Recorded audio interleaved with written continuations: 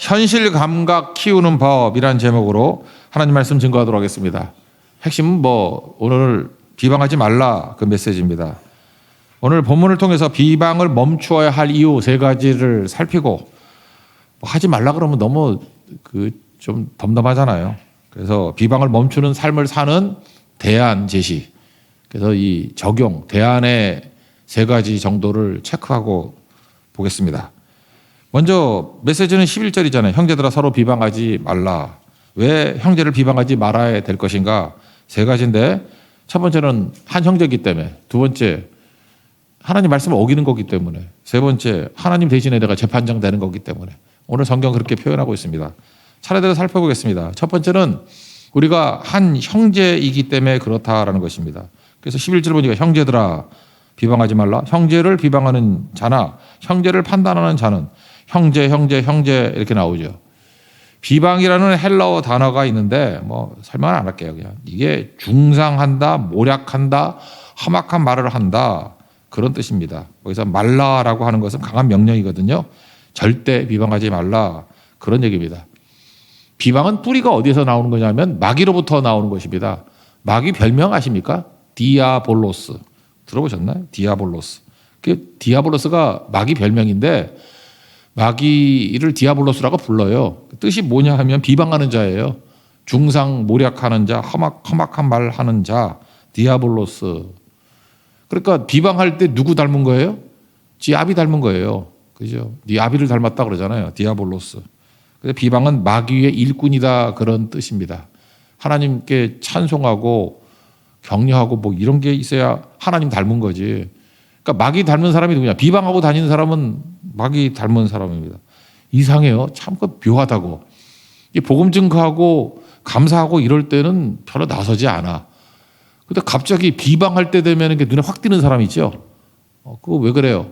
그 내면 속에 마귀가 지배하고 있는 거라고. 마귀 일꾼 되는 거죠. 물론 크리스찬이니까 굴복해서 그런 거겠지만 그거 이겨내야죠. 우리가 의의 일꾼이 돼야지 불의의 일꾼 돼서는 안 되지 않겠습니까? 근데 마귀 특징이 디아블로스, 중상 모략하는 자, 비방하는 자다 그런 겁니다. 그러니까 이걸 이기기 위해서 필요한 게 뭐냐면 가족의식이에요. 형제다, 자매다. 가족의식을 가지면은 사명이 하나 생기기 때문에 사람이 되게 단순해지고 사람이 온화해집니다. 결혼이 좋은 이유 아십니까? 이렇게 총각들이나 어쨌든 싱글들이 좀 예민해요.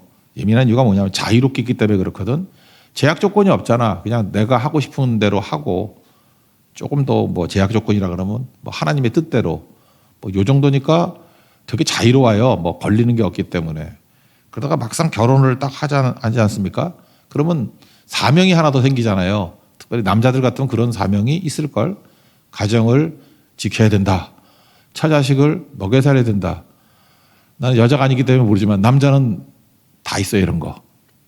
그래서 총각 때하고 결혼해서 남자는 다른 것 같아요. 미션이 생겼다니까. 미션이 뭐예요? 우리 처자식 먹여 살리는 거. 가정을 지켜야 된다. 그래서 물론 자기 뜻도 있겠지. 내가 뭐 하고 싶다 하는 거. 그거 플러스 가정을 지켜야 된다. 이 2가지가 겹쳐지면요. 사람이 정돈이 돼요. 그래서 총각 때는 흐리멍텅하게 살다가 결혼하면 정돈이 되고 질서가 잡히고 초점이 잡히고. 그래서 남자는 빨리 결혼하는 게 좋은 것 같아. 그래야 철들어. 하여튼 나이는 늙어 빠진 놈들이 결혼 안 해놓으면 허황돼. 저렇게 초점이 없고 저거 이렇게 멍청하게 저러고 사나. 그거 훈계로 되는 거 아니고요. 너무 자유로워서 그래요. 그래서 결혼이라는 건 미션이 생겨야 된다니까요. 하나님께서 그래서 우리에게 사명을 하나 주시잖아요. 그러면은 짐이 아니고 내 인생이 정돈이 된다니까요. 정리가 된다는 것입니다.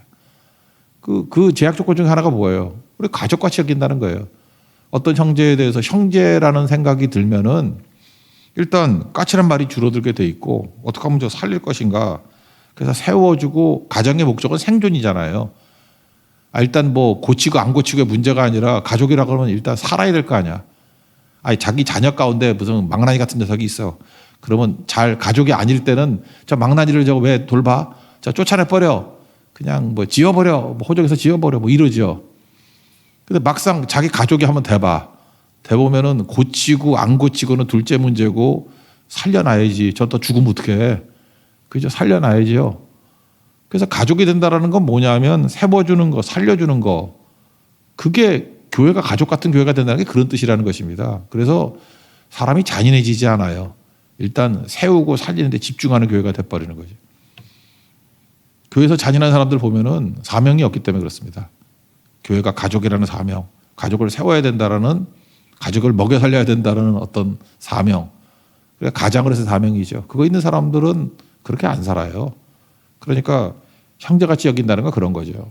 그래서 비방하기보다는 살려주는 쪽으로 간다고. 진짜 형제같이 지냈던 사람. 어제는 제가 지음, 소리를 알아준다 그래서 춘추시대에 백아와 종작이 얘기했죠. 친한 친구를 지음이라 그런다고. 잘 안 쓰죠. 이제 흔한 거 하나 얘기할게요. 관포지교 그러지 않습니까? 관중과 포수가 앞에 짜서 관포의 우정, 관포지교. 그 내용이 뭐냐면은 관중하고 포수가하고 둘이 있는데 동업을 했습니다. 장사를 했는데 동업이 힘들죠. 동업하면 다 깨지고 그러는데 관포지교 두 사람 가운데 관중이 좀 더 가져가는 거야. 그리고 주변 사람들이 그냥 포수가 너 훌륭하다 그러면 될 건데 야, 너 바보냐? 동업하는데 왜 관중이 더 가져가는 거 놔두냐? 자꾸 이렇게 부추기는 사람이 있다고요. 특별히 결혼을 하면은 그 무슨 뭐 아내끼리 뭐 그러죠. 왜 바보 같은 짓 해요? 뭐 그러고 잔소리하고 그런 거 이겨야 되는데 그때 포수가가 뭐라고 얘기했냐면은 아니라고 관중이 나보다 더 가난하기 때문에 더 가져가야 된다고. 아, 나는 넉넉하니까 이거 정도 되고 더 가난하니까. 그래서 비방 안 했어요. 비방 안 하고 관중을 디펜스 해주잖아요. 그게 뭐예요?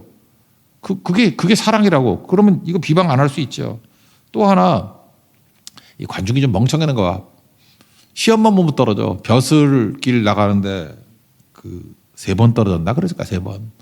주변 사람들이 다 무능하다. 어떻게 친구를 사귀어도 저렇게 무능한 애를 사귀냐?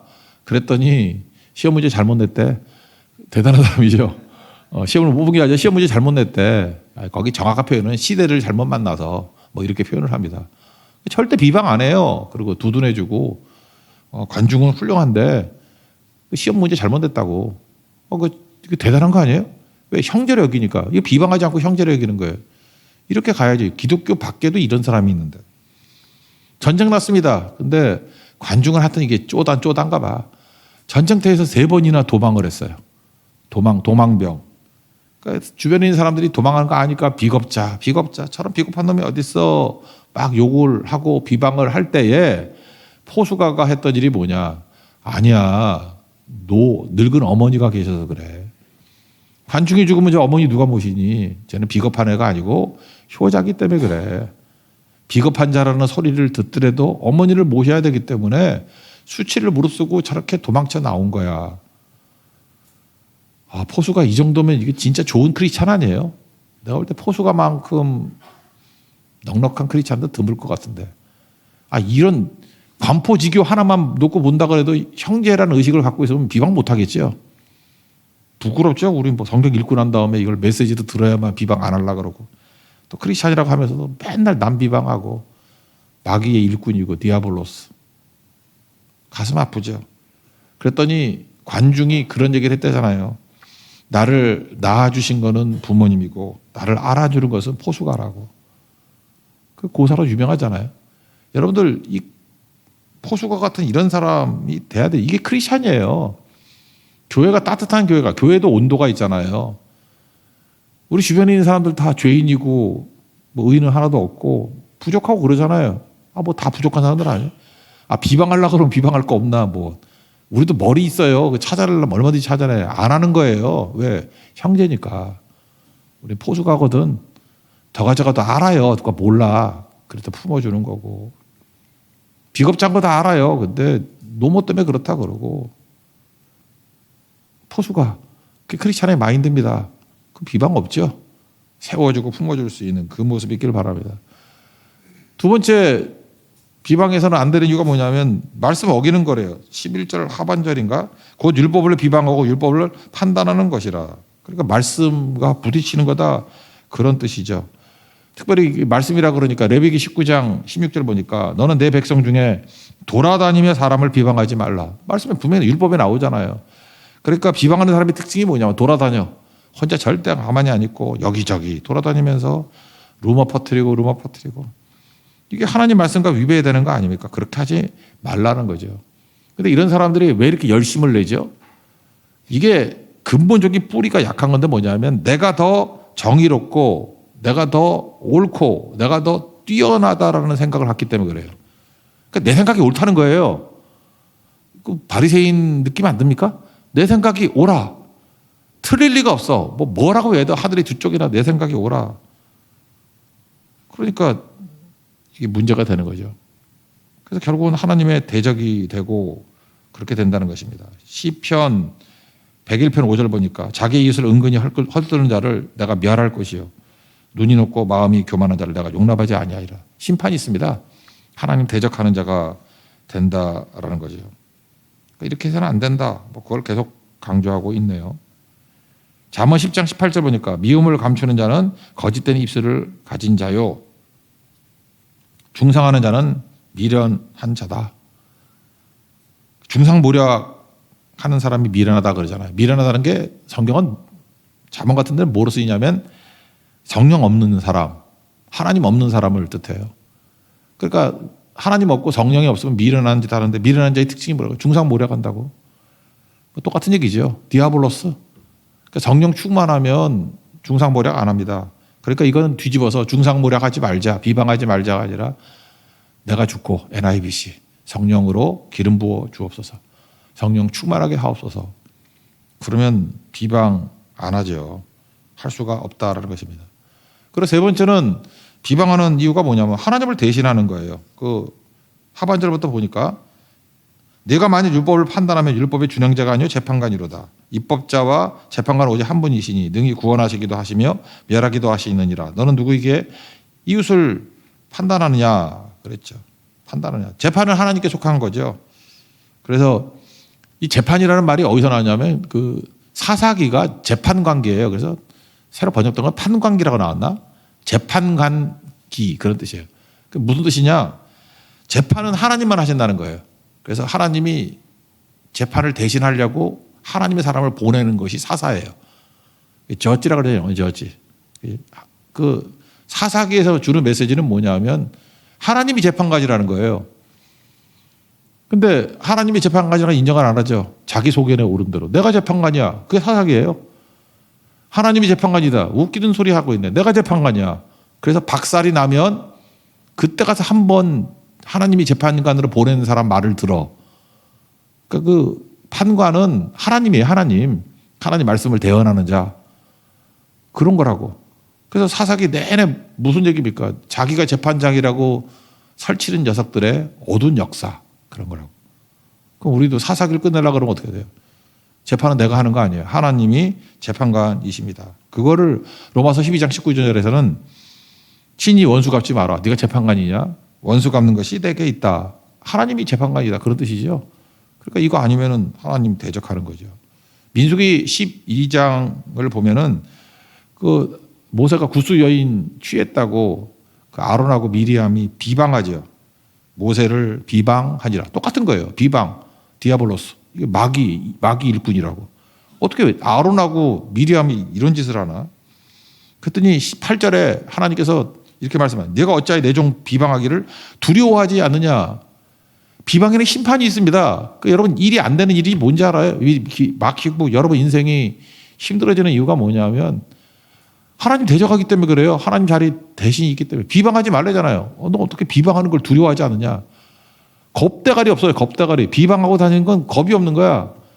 미리암 어떻게 됐어요? 나병 걸렸어요. 나병. 그 모세가 기도 안 했으면 그냥 나병으로 죽을 여자였어. 그러니까 병도 떠나지 않고 재앙도 떠나지 않고 그렇게 된다는 얘기 아니에요. 그러니까 이거 자세히 살펴도 뭐 하는 거야. 비방은 백해무익한 거고 내 인생을 망치는 거고 자해행위고 비방하면 안 되겠죠. 그 얘기를 하고 있어요. 그 얘기를. 그럼 넘어가서 그럼 어떻게 살아야 됩니까? 대안 제시를 해야 될 거 아니에요. 비방하지 말라. 메시지 끝나고 여기서 끝내도 되지만 대안이죠.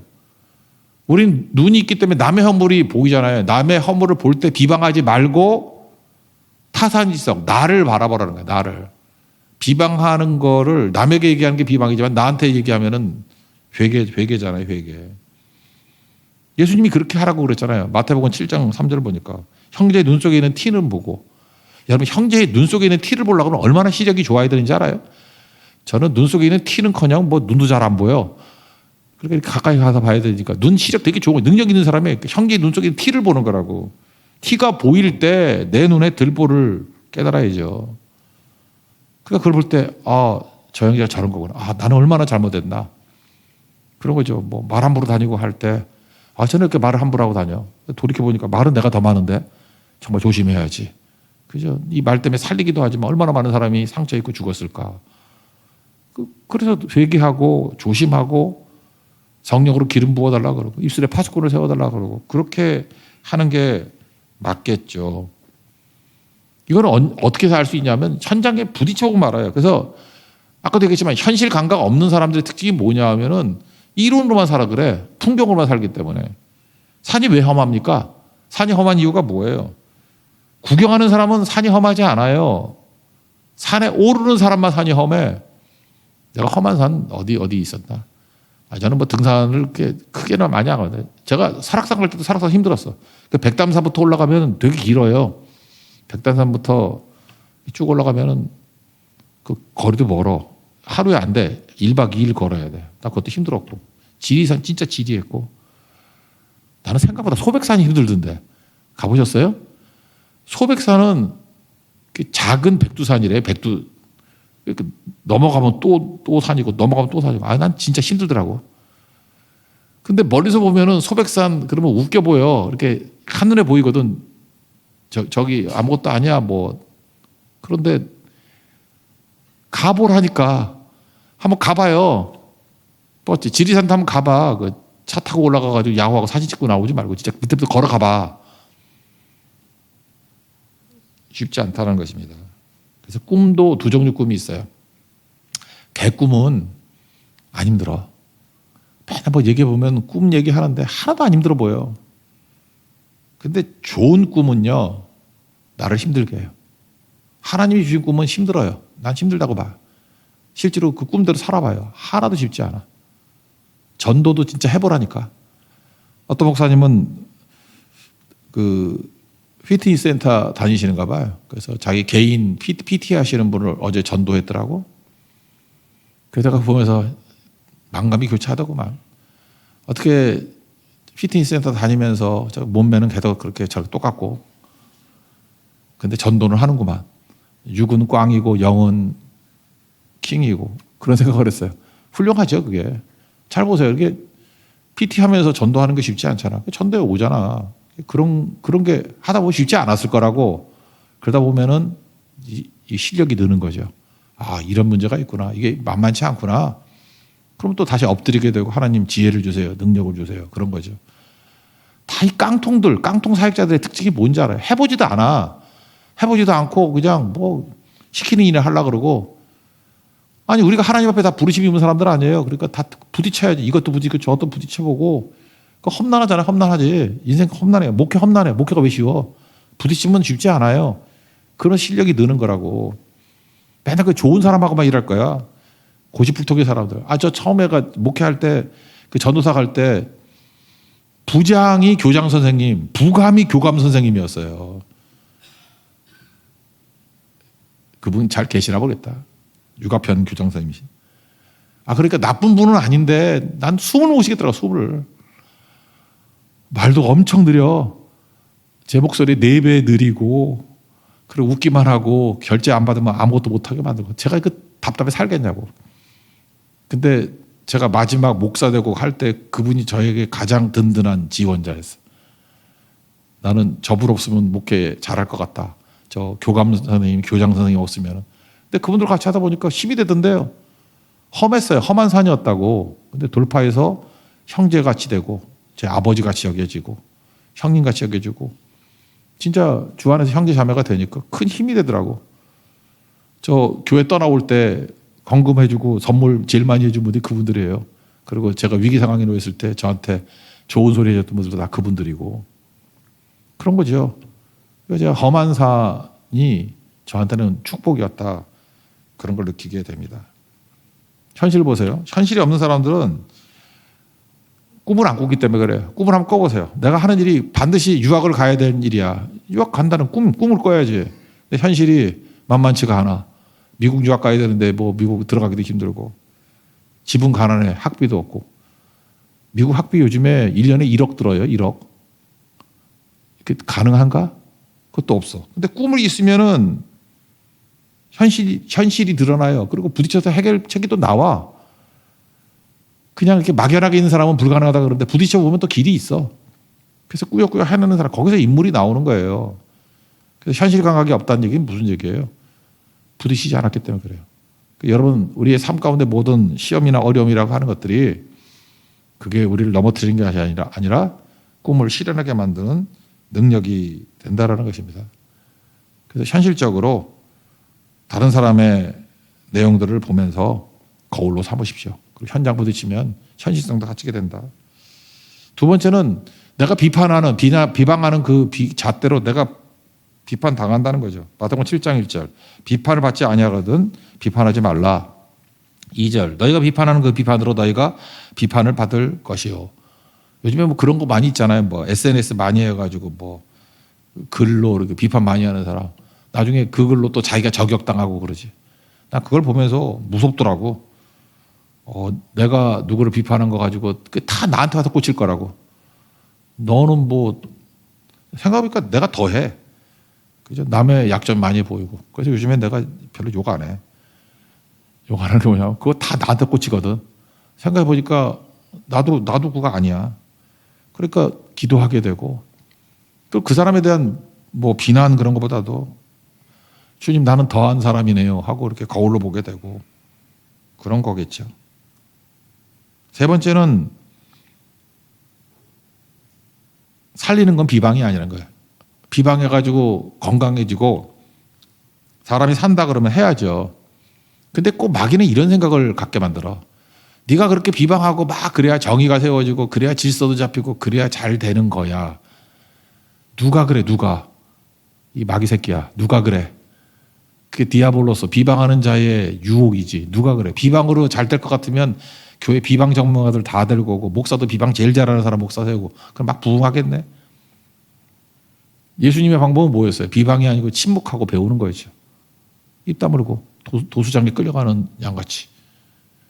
그게 예수님이죠. 그리고 배웠잖아요. 잊지 마십시오. 프란체스코 11세기 프란체스코 얘기 있잖아요. 뭐 이렇게 금식을 했는가 봐 제자들이. 프란체스코 제자가 많잖아. 근데 어떤 녀석이 배고파가지고 그럴 수 있지 뭐 기후를 깼는가 봐. 근데 이거 또 눈에 잘 안 띄잖아. 그랬더니 어떤 놈이 고자질을 해서 쟤 밥 먹었대요. 뭐 그리고 주변에 있는 사람들이 근데 숨기고 그런대요. 뭐 안 하는 척 한대요. 그랬더니 프란체스코가 그냥 가서 자기도 밥 먹었대잖아요. 나는 그걸 옛날에 그렇게 이해했어요. 그 비난당하는 제자를 보호해 주려고. 근데 다시 그 원제 자료를 찾아보니까 그 뜻이 아니더라고. 내가 그동안 설교를 잘못했어. 어차피 뭐 프란체스코가 죽었으니까 뭐라고 해석하든 잘 모를 거고. 그 원래 뜻을 보니까 그게 아니고 프란체스코가 마음이 아파서 밥을 먹었대. 무슨 얘기냐. 금식하는 이유가 무엇입니까? 우리 영적인 유익을 얻으려고 그런 거 아니에요. 하나님 앞에 더 가까이 가려고. 근데 금식이 형제끼리 다툼의 근거가 되고 비난의 근거가 되고 하나됨을 깨버리는 거. 그럴 바에 금식 뭐하러 하냐 그 뜻이에요. 그래서 스스로 금식을 깨버린 거야. 이런 금식 뭐하러 해? 금식 자체가 목적은 아니잖아요. 잘 되자고 금식하는 건데 금식 때문에 분열이 일어나고 망한다 그러면 금식 왜 해? 금식 끝으로 밥 먹자는 거예요. 금식보다 중요한 게 뭔데요? 잊지 말라고요. 여러분 알량한 정의, 내가 옳다고 생각하는 거 한두 가지 그거 세워서 뭐 하려고? 교회가 정의를 사는 거예요? 그 정의 없으면 어때? 가족이 뭐 정의를 살아가나? 덮어주고 사는 거지. 아들 망나니, 딸 막 가는 인생, 비행소녀. 그거 맨날 들춰서 뭐 할 거야? 야, 밥이나 먹자. 그런 게 아버지 뜻이지. 왜요? 건강하게 하나 돼서 사는 게 가정의 행복이지. 그거 들쳐가지고 세워지는 게 뭐 그렇게 중요하다고. 잊지 마세요. 사랑으로 사람이 세워지고 사랑으로 사람이 살아나는 거지. 비방으로 세워지는 경우는 없다. 비방으로 살아나는 경우는 없다. 그래서 비방은 선택할 수 있는 방법이 아니라는 것입니다. 비방은 아니에요. 오히려 기도하고 섬기는 것이 더 맞다. 그래서 오늘 대안 세 가지입니다. 우리 눈이 밝아졌잖아요. 허물이 보일 때 거울로 타단지자고 삼아 나에게 적용시키라. 그리고 또 하나, 어떤 사람이 비방당할 때 내가 비방하면 그 잣대로 내가 또 비방당해요. 하나님이 심판당한다고. 나 못 견뎌요 그거. 우리 은혜가 필요하잖아요. 내가 은혜로 구원받아야 되니까. 그럼 우리도 은혜로 대해야지. 우리가 죄 사함 줘야죠. 우리가 우리에게 죄 지은 자를 사하여 준 것 같이 우리 죄를 사하여 주옵소서. 주기도문 하는 사람은 그런 자세를 가져야죠. 우리도 죄 용서 받아야 되는데. 그리고 비방은 무기가 아니에요. 그거를 세울 수도 없고 살릴 수도 없습니다. 사랑만이, 허물을 덮는 사랑만이 세우고 살릴 수 있다. 그럼 교회가 선택할 길 나온 거죠. 우리 월요일인데 일주일 동안 어떻게 세워야 되는지 알겠죠? 살리는 사람 되십시오. 세우는 사람 되십시오. 전도하는 사람 되십시오. 여러분 매력 있는 사람 되십시오. 따뜻한 사람 되시고 여러분을 통해서 많은 사람들이 모여드는, 그래서 열매 거둘 수 있는 시냇가 심은 나무 같은 거룩한 종 되기를 축원합니다. 자리에서 일어나겠습니다. 나의 기도는 이런 것 찾아가겠습니다.